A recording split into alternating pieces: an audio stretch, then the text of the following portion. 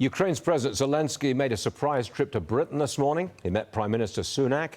Sunak has promised Ukraine hundreds of long-range attack drones.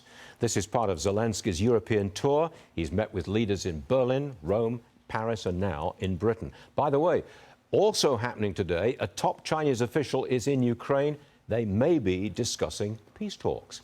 Katie McFarland joins me now. Katie, I got the feeling that something's going on in Ukraine. Zelensky's all over the place picking up weapons. The Chinese are there. Is something going on? Are peace talks happening that might be fruitful? Maybe. But what Zelensky's doing is he's rushing around Europe, and he's hoping to continue the support that the Europeans are giving him because it started backing off.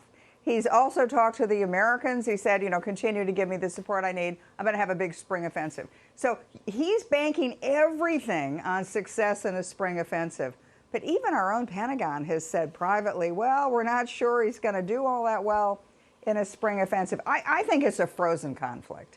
That Ukraine might advance a little, Russia might advance a little, but it's like World War I, where nobody really can break through and achieve what they consider victory. So in the midst of all this, what are the Chinese doing?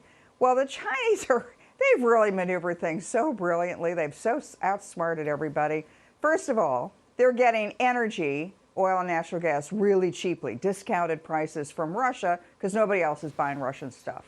Number two, the longer the war goes on, the better China does because America's depleting our own military readiness to supply Ukraine.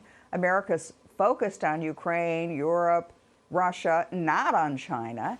And then finally, Ukraine is in this frozen conflict where Russia can fight forever as well. So Russia's weakened, which is also in a long run a good thing for China. So what position can China take? Well, China can come in and say, okay, we'll cut a deal. We'll force the Russians to the negotiating table.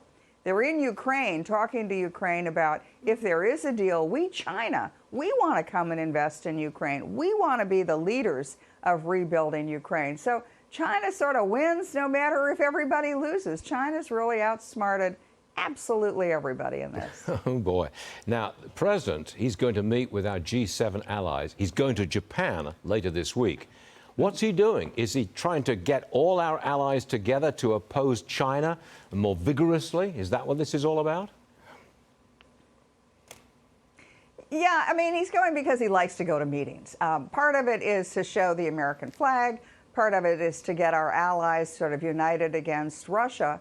But the allies, Putin understands, and I think he's right, that the longer this war goes on, the longer it drags on with no clear victory, the more that the Europeans and the G7 partners and anybody who had been supporting Ukraine is just going to get tired of it. It's expensive. It draws down our own forces. So Putin wants the long game. And I think President Biden, because he's so distracted about the American negotiations over the debt, he says, well, I'm not going to be able to go to the meeting I really want to go to. But in the end, I think Biden goes to these meetings. Biden loves to go to meetings. Even if nothing gets accomplished, he loves to go to meetings. If the Chinese are winning hands down, and a long war is in Putin's interest, why doesn't our president just go to win?